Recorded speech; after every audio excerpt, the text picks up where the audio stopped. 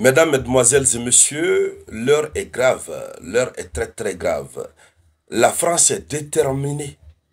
La France et le Royaume-Uni sont déterminés à montrer à la Russie de quoi l'Europe est capable.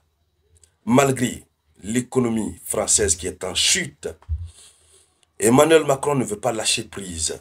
Son ministre des Affaires, son ministre des Armées, Sébastien Lecornu, qui avait menacé hier la Fédération de Russie de ne pas franchir la ligne rouge qui consiste à démilitariser l'Ukraine, Sébastien Lecornu vient de procéder au réveil d'un des missiles les plus dangereux et les plus mortels que dispose l'Europe. Le missile qu'on appelle Scalp, Storm Shadow. Pour nos frères africains, vous qui avez, ceux qui ont eu l'habitude d'écouter la musique de DJ Arafat, que son âme repose en paix, il a une de ses musiques très convoitées, là où il démarre par Scalp. Au début, vous l'entendez Scalp. Oui, c'est le nom de ce missile. Il est dangereux. Mais depuis plus de 15 ans, la France avait arrêté la production de ce missile. Mais c'est ce qu'ils viennent de relancer. Parce qu'il faut être prêt à faire face à la Russie. Je vous dis que ces gens se préparent. Malgré qu'ils n'ont pas de l'économie de guerre, ils n'ont pas de l'économie même pour vivre, pour survivre, ils préfèrent déposer dans l'économie de guerre. Le missile Storm Shadow, Scalp EG, est un missile extrêmement puissant. Et donc, ils ont certainement envie de commencer à concurrencer et à rivaliser Oreshnik Iskander de la Russie.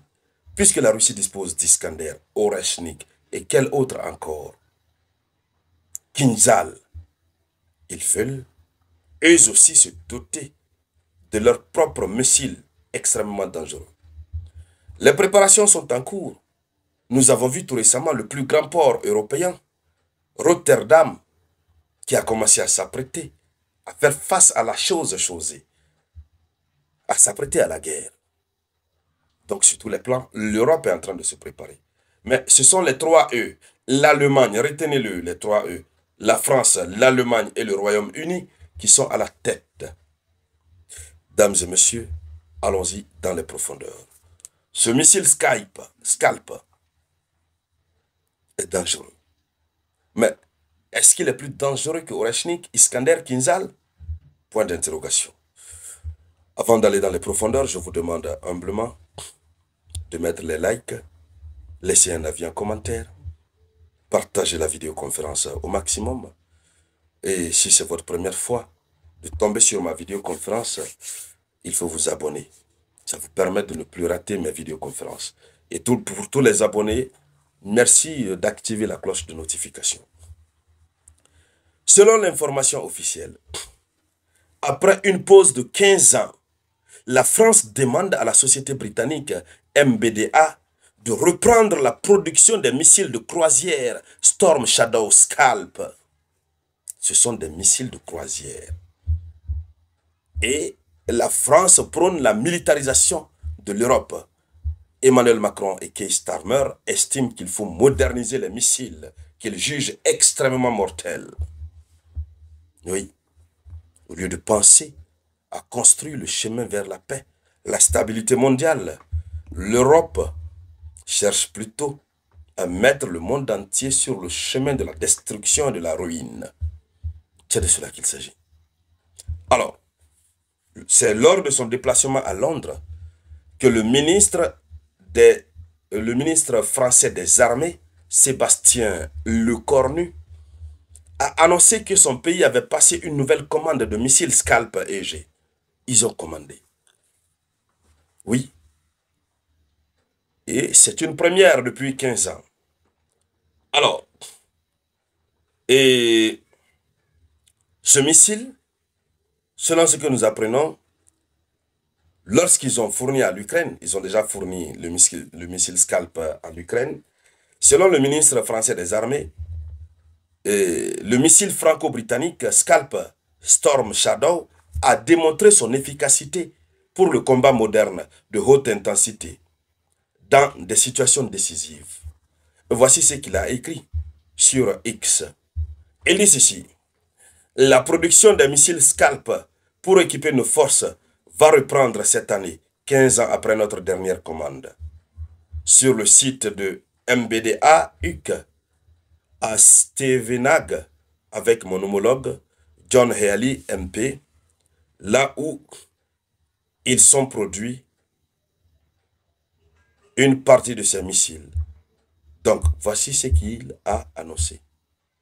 Alors, ce qu'il faut dire, le nombre exact de missiles dont l'armée française dispose reste inconnu du grand public.